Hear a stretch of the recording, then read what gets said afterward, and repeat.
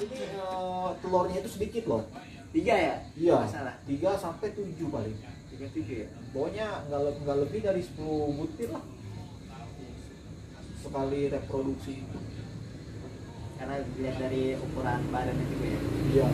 Dan kondisinya dia ini tipe-tipe sebetulnya yang terestrial juga, dia ini semi fosorial, artinya terkadang dia juga menyusup ke tanah gembur.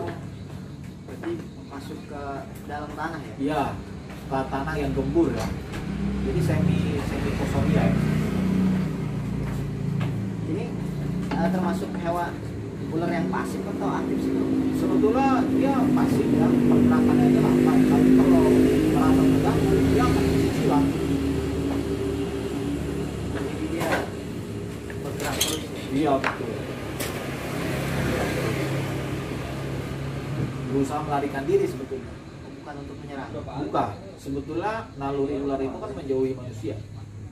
Karena anggapan mereka, semua ular ya, atau bahkan semua hewan, manusia itu kan dianggap predator penting. Iya. Jadi gimana caranya supaya mereka ini bisa melarikan diri dari manusia. Nah, terkadang ular itu menyerang karena terpaksa, ibaratnya gitu. Karena Terpojok. Makanya dia menyerang. Itu salah satu metode pertahanan dirinya melawan. Iya, karena kebanyakan yang kita evakuasi itu kobra Jawa. Kobra Jawa. Karena emang populasinya itu dekat dengan pemukiman warga ya, dengan rumah. Iya. Betul. Di kita ini kobra Jawa, welang, weling, sanca. Kalau weling itu lebih ke Perairan. perairan ya. Betul. Betul. Cuma ular berbisanya yang di Jabodetabek khususnya itu yang sering ditemukan. Kobra, welang, weling, Kebanyakan kobra, sanca. ya. Ular paling hebat itu dia. Karena kuat, dimanapun ada ular itu, di dekat laut ada, di dataran sedang ada, dataran tinggi ada. Iya. Iya. Hebat itu ular. Dan memang Bang Ari ini meneliti dunia reptil itu udah istilahnya udah makan asam garam apa sih? Makan sayur asam Saya rasa campur garam. apa sih istilahnya gue lupa. Ya itulah. Ya intinya kita sama-sama belajar. Ya. Walaupun ya emang kita hobi emang dari kecil. Tapi yang namanya ilmu itu plus minus. Kadang yang kita pelajari dulu, yang kita tahu dulu ternyata sekarang udah berubah dan kita belum update. Nah, anak-anak baru lah yang justru udah tahu itu. Gitu loh. Karena apa? Karena kita belum update. Sementara dia pas begitu belajar udah langsung versi terbaru. Seperti contohnya ular picung, bludak seruni kalau kata kita. Bludak seruni. Itu ini apa sih? Ular tanah bukan ular picung, ular matahari. Atau budak bromo sebutannya. Nah itu kan dulu kan waktu gua kecil nih di sawah itu sering ketemu, sering dimainin karena pada saat itu ular itu masih statusnya itu tidak berbahaya.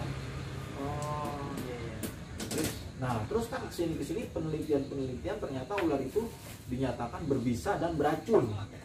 Penelitian dari sini ya. Ya, Iya. betul. Selain punya bisa juga punya racun.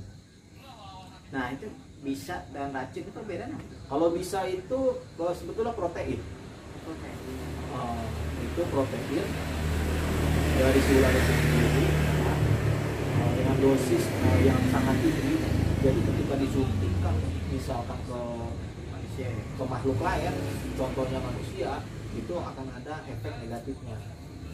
Akan ada efek karena ketika cocokkan protein itu ya, karena kan struktur si ular itu dengan struktur kita kan beda bagi manusia. Nah itulah makanya bisa itu cuma bisa diobati ya dengan anti bisa. Iya. Kalau racun itu? Kalau racun kan biasanya dibuat. Misal pestisida itu kan racun kan, itu kan dibuat. Jadi kalau ular beracun ada tuh? Picung itu ular beracun. Oh, picung ular beracun. tapi racunnya itu didapat bukan dari si tubuh dia sendiri, dari makanannya. Nah, dari makanannya. Jadi kalau dia makan kodok buduk, nah racun dari si kodok buduk itu disimpan sama dia di atas pundaknya ini. Gitu. Ya, yang disebut Buffa leonides. Singgung lagi teman-teman. Itu makanya di kita di beberapa tempat, di beberapa lokasi di daerah Depok itu masih ada ular itu. Masih ada. Itu, jadi dia punya senjata dua, selain dia punya bisa juga punya racun. Nah, itu bedanya kalau bisa dihasilkan dari tubuh dia sendiri, kalau racun didapat dari luar. Ya, dari makanannya. Kalau misalkan kalau itu kan KC atau King Cobra itu reaksi racunnya itu kan cepat Ya, dan manusia. Kalau misalnya KB ini gimana? sama. Dia cepat. Dan untuk untuk memperlambat penyebaran bisanya itu dengan imunisasi.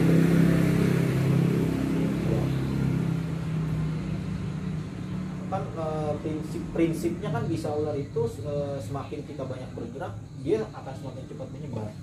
Mungkin teman-teman sebagian ada yang tahu, sebagian yang belum. Imobilisasi itu apa tuh? Imobilisasi itu jadi dibuat area gigitan itu nggak bergerak.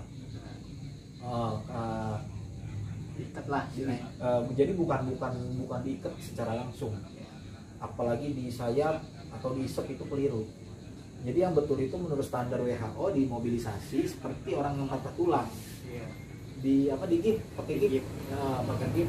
Jadi gipnya itu dua, misalkan nih tangan yang kena gip, udah kita jangan ada kontraksi otot.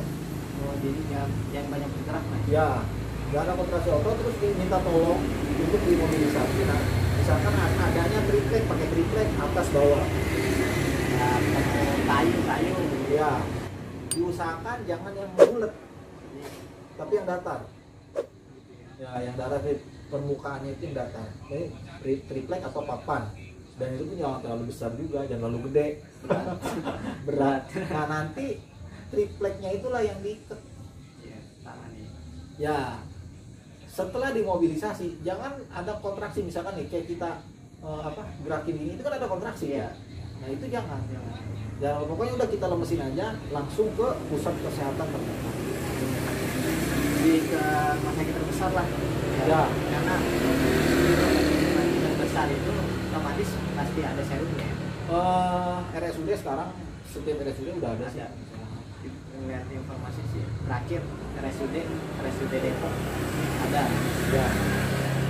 Dan juga kalau kita penanganan awalnya itu cepat dan tepat, yang gua alamin nggak perlu antibisa.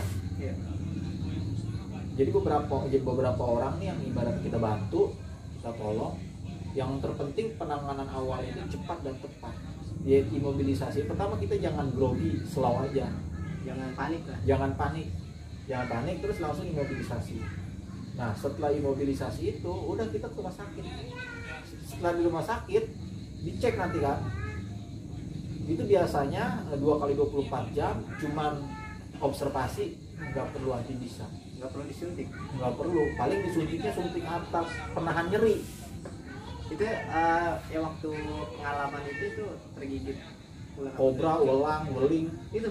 rodos, ular tanah, ular hijau ekor merah Berarti bisanya itu dengan sendirinya akan terekstrak dengan sendirinya, akan keluar melalui uap badan. Jadi teman-teman ini bukan cuma sekedar omongan belaka, tapi omongan ini berdasarkan pengalaman ya. Iya, dari teori juga kita ikut pelatihan, terus dari pengalaman juga. Jadi ini cerita ini pengalaman teman-teman. Ya. Bang Ari ini pernah membantu ya yang korban tergigit ular ya, tanpa disuntik antibisa serum gitu. Ya, nggak sampai disuntik antibisa, yang terpenting penanganan awalnya cepat dan tepat dan tidak panik. Betul. Iya. Karena kalau panik dia banyak bergerak. Ya. Kayak gitu. Kuncinya di first aid-nya itu di penanganan awal kuncinya. Antibisa itu apa sebetulnya kalau penanganan awal udah keliru, anti bisa nggak bisa ngebantu juga. Karena tidak bisa itu tempat itu. Betul. Karena si bisanya udah menyebar, udah susah.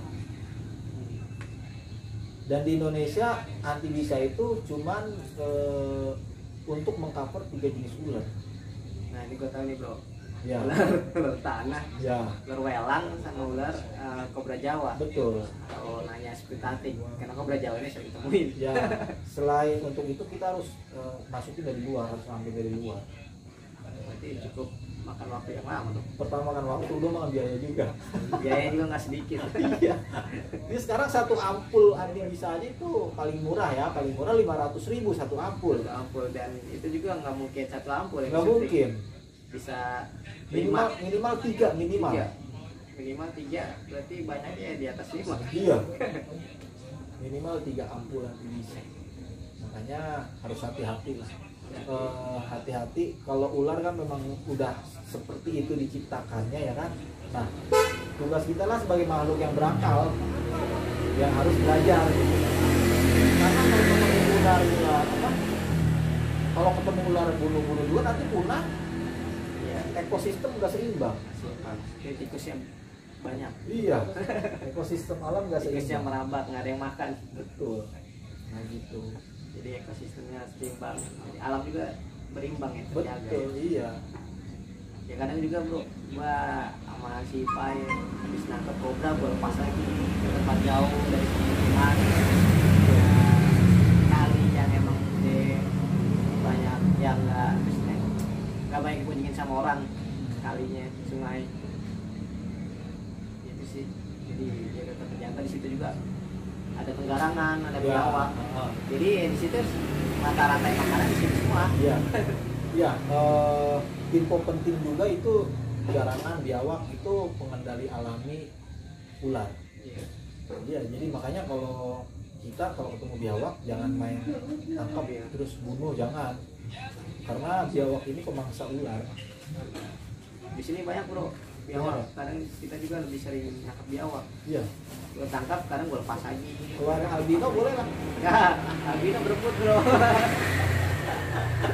Udah berebut, gue status ini udah langsung pada komentar yang ada. Iya, ini intinya harus hati-hati. Hati ya bro. Oke, jadi ular ini ular yang berbisa tinggi dari king cobra. Cuman kalau king cobra defense, kalau ini lebih hindar ya. Iya. Iya, Allah ciptakan makhluk itu ya semuanya pasti ada hikmahnya dan ada manfaatnya. Betul. Jadi kelebihannya ada kekurangannya. Dan Bang Ari ini pernah melihara king cobra. Banyak. Gua dulu pernah ngeliat status lu itu cuma satu bro. Sering itu paling ya sekali pelihara itu 2-3 terus nanti diputer dan terus ganti lagi. Tapi sekarang sih lagi nggak pelihara king cobra. Soalnya king cobra itu kita harus standby, harus sebetulnya minimal harus dibersihkan kandang itu 2 hari sekali. Berarti cukup sering juga ya. Iya. Nah kita sekarang ini lagi mengejar target, jadi jarang di tempat, jarang di lokasi, jarang di rumah. Tahu lah, tahu lah. Iya. Nanti kalau perawatannya kurang malah sakit, kasihan. Kasian ya, bro. Iya.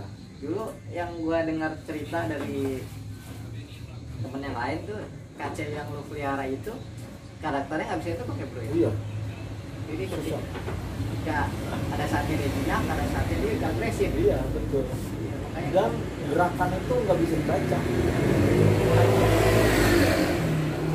kalau diam santuy nyerang aja Nah, gitu ya. Tahu-tahu nyerang. Wah, bom waktu bro. Oh, iya. Itu dari kemana gitu? Itu ditukar sama king koros.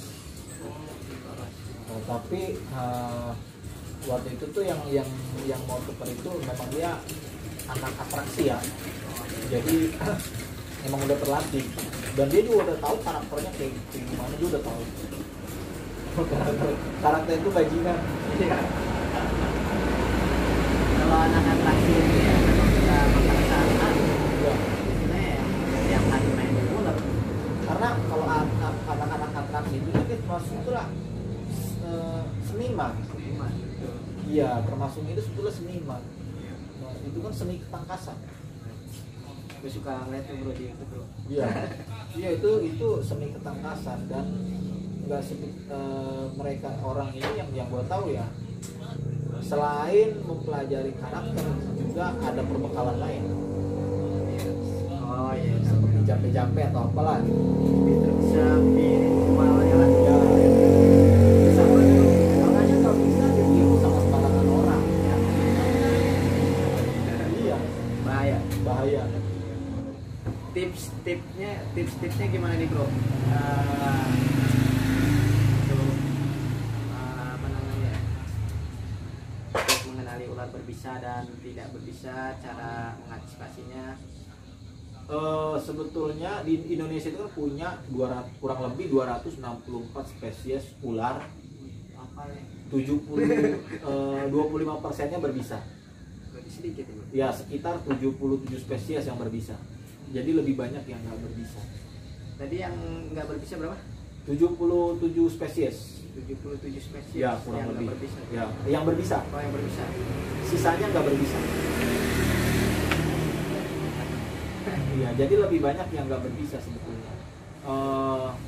Apa namanya? Tapi untuk membedakan mana yang berbisa mana yang enggak, secara spesifik sebetulnya sulit. Paling bisa secara garis besar biasanya ular yang berbisa itu biasanya berwarna mencolok.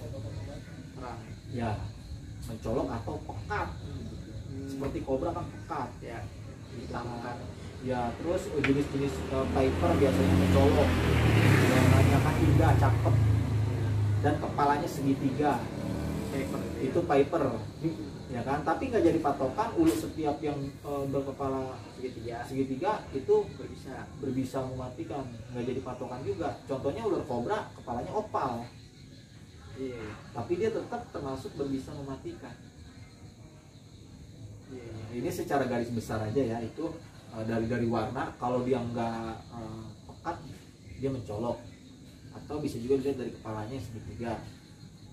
Kalau misalkan kita pas ular berbisa itu baiknya gimana bro? Apa kita grip stick aja, kita taruh karung Ya, atau kita tangkap dulu bro? bagusnya sih kalau memang kita nggak terlatih ya, kalau buat yang nggak menghindari terlatih juga kali ya mungkin. betul, lebih baik hindari kontak fisik secara langsung. Gitu. Tapi kalau seperti tugas daftar itu kan seenggaknya sedikit banyak sudah ada perbekalan. Atau tidak? Ya, udah ada perbekalan ya, seenggaknya tekniknya sedikit banyak udah paham. Dulu nggak tekniknya udah paham.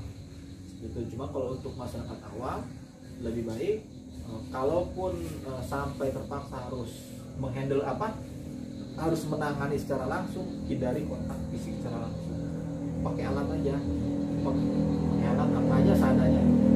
Bahkan kalau misalkan terdesak, nantinya terdesak ini kalau ini emang benar-benar ada di dalam rumah, apa di kamar atau di dapur gitu kan, jadi nggak bisa buat dievakuasi, itu dibunuh nggak apa-apa itu?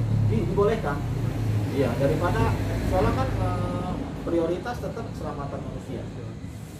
Cuma di situ bukan berarti jadikan Melegalkan, alasan ya, bukan berarti dijadikan alasan ketemu ular main bunuh, enggak. Ini kan dalam arti pojok banget lah, Terpojok, terdesak ya. desak banget yang membahayakan manusia itu. Ya, betul. Ilmunya banyak juga nih teman-teman. Ya, sama-sama kita saling sharing.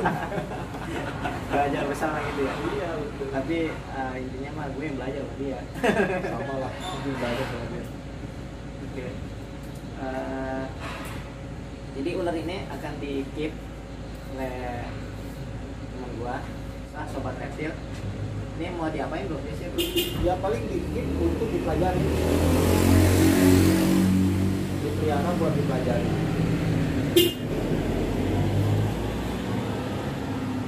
Dipelajari lebih lanjut. Gitu. Iya, dipelajari lebih lanjut gitu.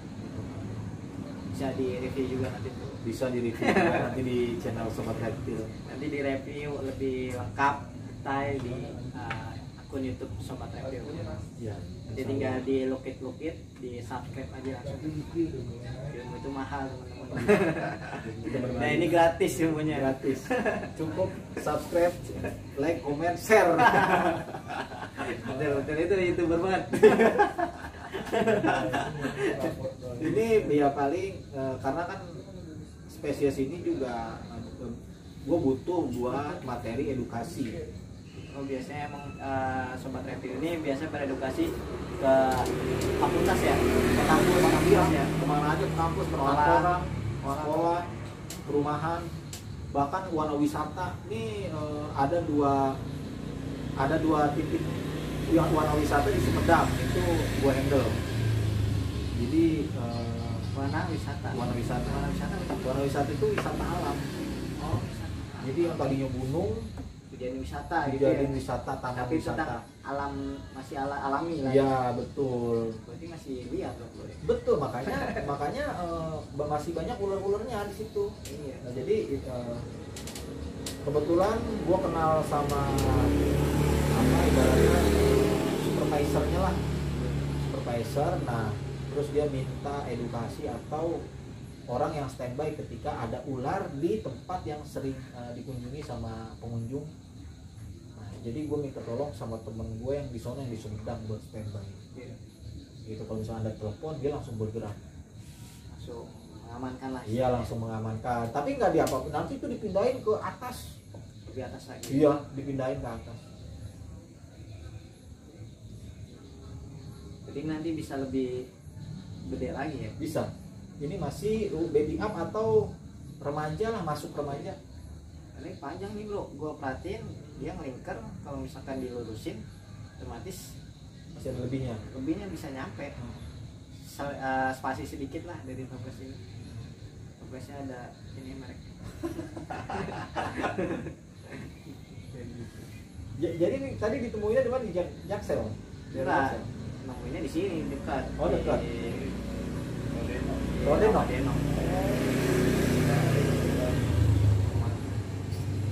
Dia makan ini cacing. Iya. Cacing atau ular yang lebih kecil seperti ular kawat. Iya. Gue baru dengar tuh kawat. Ular kawat. Dia kecil kayak lintah, Iya. panjang. Iya, bawahnya itu kayak papan cantum.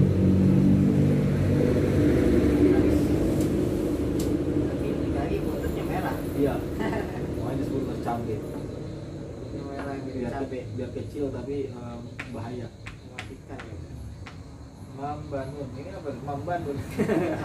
Oh ini toplesnya. Oke teman-teman, sekilas perbincangan tentang reptil yang kita tangkap tadi pagi, dan telah banyak ilmu yang telah diuraikan oleh teman kita ini Sobat Reptil. Buat teman-teman semuanya jangan lupa di like dan di subscribe channel ini agar tetap berkembang dan lebih baik lagi ke depan. Tetap stay tune. See you next video.